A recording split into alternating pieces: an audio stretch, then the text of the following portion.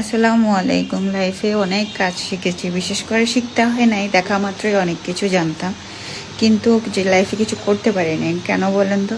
কারণ নসিব বলে একটা কথা আছে, যেটা সৃষ্টিকর্তা না চাইলে আমরা কখনো উপরে উঠতে পারবো না। সেটা আগে বিশ্বাস করতাম না, আগে মনে করতাম যে হ্যাঁ, অনেক পরিশ্রম করলে অবশ্যই উপরে উঠবো, কিন্তু আসলে না। উপরে ওঠার জন্য সৃষ্টিকর্তা চাইতে হবে।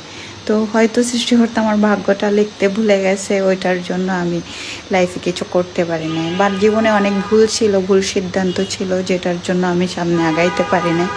কিন্তু এখন বুঝি যে আসলে যা হবে হবে, লাইফে আর কিছু চাওয়ার নেই।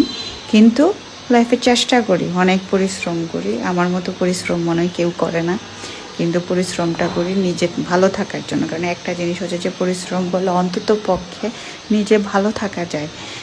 বিভিন্ন মানুষের সাথে বসে আড্ডা দেওয়ার চেয়ে ভালো যে বিভিন্ন কাজ করা, তাহলে দেখা যাচ্ছে যে মন মানসিকতা ভালো থাকে, মাইন্ড ফ্রেশ থাকে, এবং নিজে বিভিন্ন ভেজাল মুক্ত লাইফ লিড করা যায়। তো ধন্যবাদ সবাইকে, ভালো থাকবেন, এবং পেজে অবশ্যই একটা লাইক বা কমেন্ট করে